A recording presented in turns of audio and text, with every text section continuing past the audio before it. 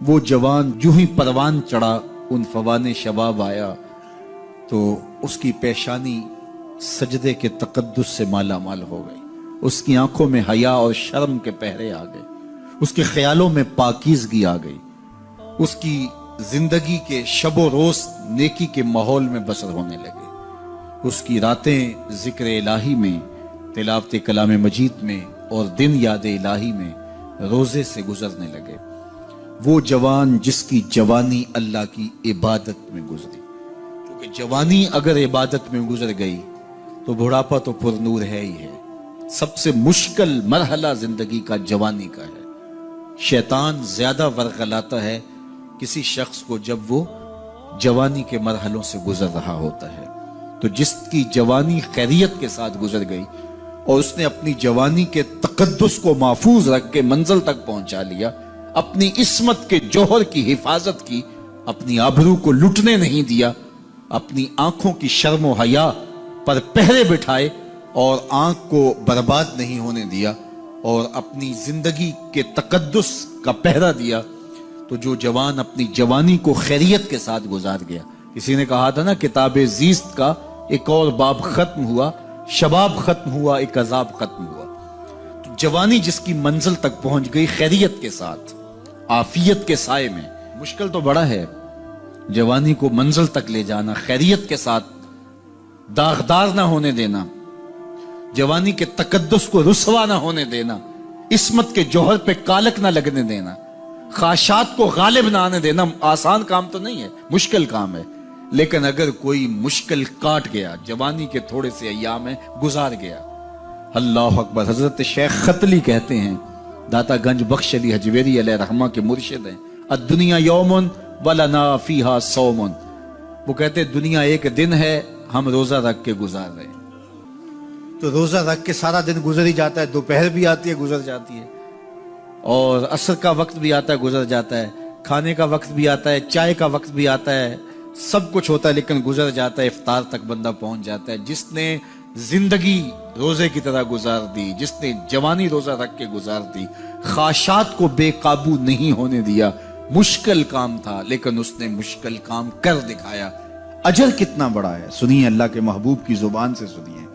حضور نے ارشاد فرمایا جو سیدنا ابو ہریرہ کے ذریعے سے ہمارے تک پہنچا، فرمایا قیامت کے دن جب سورج کا رخ سیدھا ہوگا، زمین تانبے کی ہوگی، لوگ پسینے میں شرابور ہوں گے، کوئی ٹخنوں تک پسینے میں، کوئی گھٹنوں تک، کوئی کمر تک، کسی کو پسینے کی لگام دی جائے گی، اور وہ پسینہ ایسے نہیں ہوگا جس طرح یہ پسینہ ہے، اتنا گرم ہوگا۔ ابن رجب حنبلی کہتے ہیں اس پسینے کا ایک قطرہ اگر احد پہاڑ پہ ڈال دیا جائے تو وہ پگھل جائے، اتنا گرم ہوگا، بدبودار اتنا ہوگا، ایک قطرہ دنیا پہ ڈال دیا جائے، انسان کیا جانوروں کے دماغ بھی پھٹ جائے، اس پسینے میں لوگ شرابور ہوں گے۔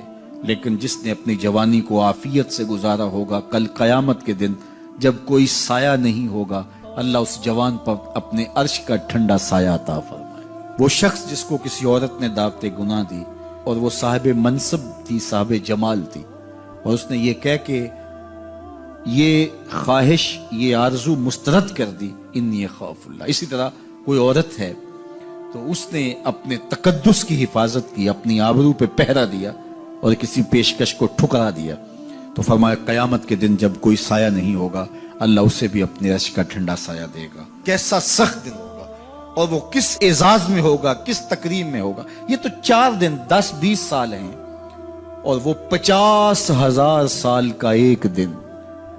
پھر اس کو اللہ کا شکر ادا کرنا ہوگا کہ اللہ تو نے کتنا کرم کیا میرے اوپر کہ میری جوانی خیریت اور عافیت سے گزری، اور آج اس کا تو کتنا بہتر صلہ مجھ کو دے رہا۔ انسان جب کوئی اچھی بات سنتا ہے تو انسان کی فطرت ہے کہ وہ آگے منتقل کرتا ہے۔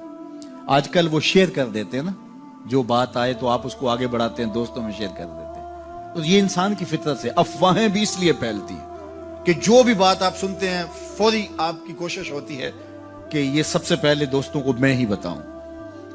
تو یہ انسانی فطرت ہے۔ تو جب افواہ اور ایسی چیز، کوئی غم کی خبر بھی ہو، کسی کی وفات کی خبر بھی ہو، تو اس وقت بھی انسان کی فطرت، سست سے سست آدمی بھی پھر جلدی جلدی فون کرتا ہے، آگے بڑھاتا ہے کہ فلاں سے ایک فوت ہو گیا۔ تو چونکہ یہ فطرت ہے، بات کو آگے بڑھانے کا شوق ہے انسان کے اندر رکھا ہے، اس سے چیزیں پھیلتی ہیں، اور پھر جو خیر کی خبر ہوگی یا خیر کی بات ہوگی تو اس کو تو آگے پھیلانے کا پھر ہمارا دین بھی ہمیں ترغیب دیتا ہے، جذبہ دلاتا ہے۔ تو حضرت ابو ہریرہ اس جذبے کے تحت جو سنتے تھے پھر آگے منتقل کرتے۔ اب حضور کی بارگاہ سے اٹھ کے جاتے تو سب سے پہلے گھر جاتے اور سب سے پہلے اپنی ماں کو سناتے، اور ماں تھی کافرہ، وہ سننے کی بجائے، خوش ہونے کی بجائے سن کے وہ الٹا ناراض ہوتی اور کوئی نہ کوئی ایسی بات کر دیتی۔ سید ابو ہریرہ سے گوارا نہ ہوتا، ایک دن انہوں نے کوئی ایسی بات کر دی کہ حضرت سیدنا ابو ہریرہ رضی اللہ تعالیٰ عنہ نے فیصلہ کر لیا کہ آج ماں کو چھوڑ دینا ہے، کیونکہ میں یہ گوارا نہیں کرتا کہ میرے آقا کے بارے میں کوئی ایسا جملہ کوئی بولے۔ اور تھی گھر میں ماں ہی، بھائی بھی کوئی نہیں تھا، بہن بھی کوئی نہیں تھی، باپ بھی فوت ہو گئے تھے، شادی بھی نہیں ہوئی تھی، تو ماں ہی ماں گھر میں، اور ماں اور بیٹا اکٹھے رہتے ہو تو پھر محبت بھی مثالی ہوتی ہے۔ تو اب ماں ہی ایک رشتہ ہے مادی دنیا کے اوپر، تو حضرت ابو ہریرہ رضی اللہ تعالیٰ عنہ نے فیصلہ کر لیا کہ چھوڑ دینا ہے۔ چھوڑ کے گھر سے نکلے، لیکن دل ڈوب رہا ہے کہ ایک ہی تو رشتہ تھا، وہ بھی گیا۔ افسردہ ہے، حضور کی خدمت میں پہنچے، دل و قلب و نگاہ کے مرشد اولین نے ابو ہریرہ کی اداسی دیکھی تو فرمایا ابو ہریرہ کیا بات ہے؟ تو حضرت ابو ہریرہ جس طرح بندہ پھٹ نہیں پڑتا، تو عرض کی حضور میری ماں کی ہدایت کی دعا کر دیجئے۔ ساری کہانی 2 لفظوں میں بیان کر دی، میری ماں کی ہدایت کی دعا کر دیجئے۔ حضور نے نہیں پوچھا کیا ہوا، کیا ماجرا ہوا، فوراً ہاتھ اٹھ گئے، اور لفظ کیا تھے؟ اللہم اہد ام ابی ہریرہ تھا، اے اللہ ابو ہریرہ کی ماں کو ہدایت دے دے۔ ادھر انہوں نے بے چینی سے یہ بات کہی، ادھر حضور کے ہاتھ اٹھے، پھر ان اٹھے ہوئے ہاتھوں کو خالی تو موڑا ہی نہیں جاتا، اجابت کا صحرا عنایت کا جوڑا، دلہن بن کے نکلی دعائے محمد صلی اللہ علیہ وسلم۔ تو حضور علیہ السلام نے ہاتھ اٹھا دی، حضرت ابو ہریرہ نے دوڑ لگا دی۔ کسی نے پوچھا ابو ہریرہ آج بڑی جلدی ہے؟ کہا آج ہی تو دیکھنا چاہتا ہوں، گھر پہلے میں پہنچتا ہوں یا حضور کی دعا پہلے پہنچتی؟ جا کے دروازے کو دستک دی، اندر پانی کے کھنکنے کی آواز آ رہی تھی جس طرح کوئی غسل کر رہا ہو۔ آواز دی تو آواز آئی، بیٹا ابو ہریرہ ٹھہرو، میں بھی آئی۔ کہا لہجے سے سمجھ گیا اس میں محمد عربی کی دعا بول رہی ہے۔ تھوڑی دیر کے بعد میری ماں آئی، تازہ آثار وضو سے اور غسل کی وجہ سے ان کے جو ہے وہ بالوں سے قطرے ٹپک رہے تھے، اور لبوں پر میرے حضور کا کلمہ جاری تھا۔ اللہ اکبر، سیدنا ابو ہریرہ تیرے مقدر پہ قربان۔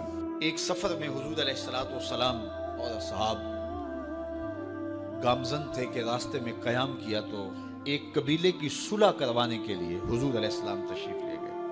وہاں کچھ تاخیر ہو گئی تو صحابہ نے حضرت ابوبکر صدیق کو کہا کہ حضور رک گئے ہیں تو نماز کا وقت جا رہا ہے، آپ نماز پڑھا دیجیے۔ تو حضرت ابوبکر صدیق رضی اللہ تعالیٰ عنہ مصلی پہ کھڑے ہو گئے۔ اب نماز شروع ہوگی، ادھر سے حضور بھی فارغ ہو گئے، تو آقا کریم تشریف لائے۔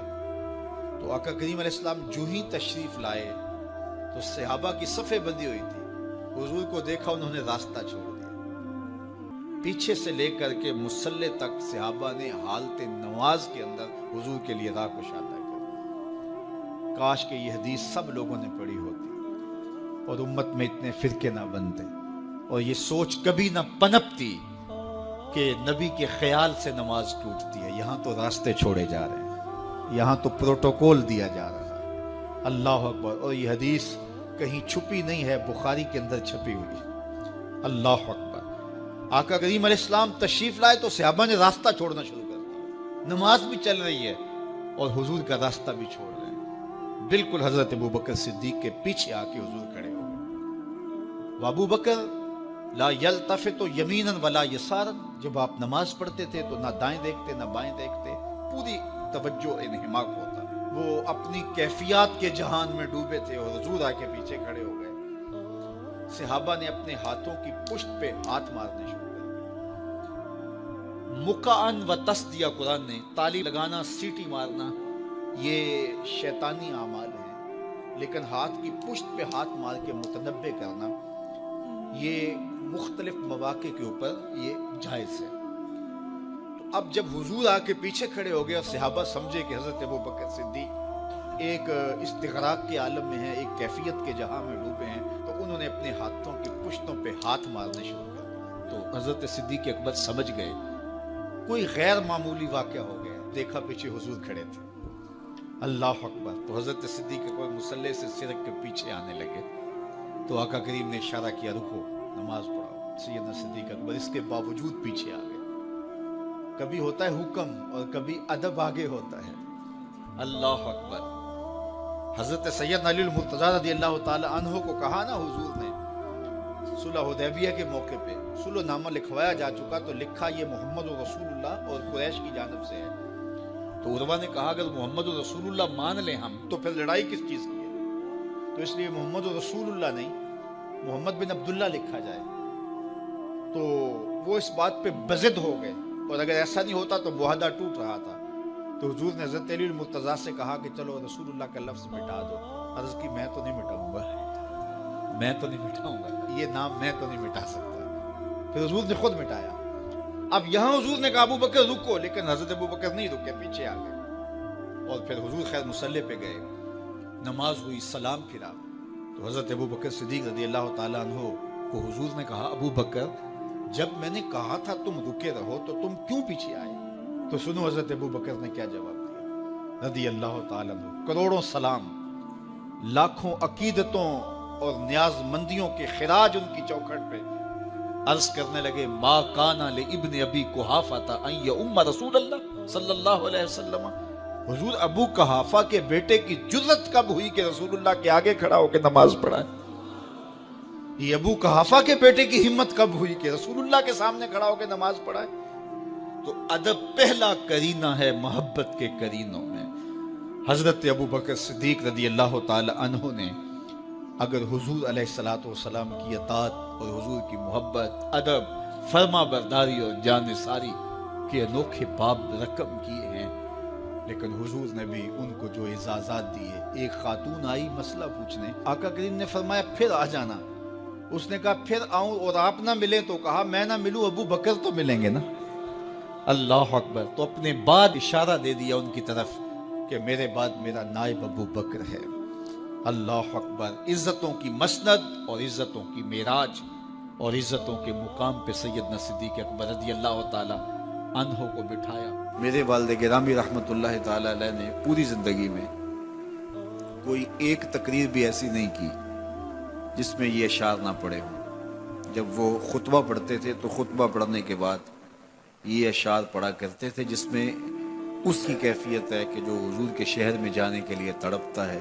ز مہجوری برآمد جان عالم ز مہجوری برآمد جان عالم تراہم یا نبی اللہ تراہم.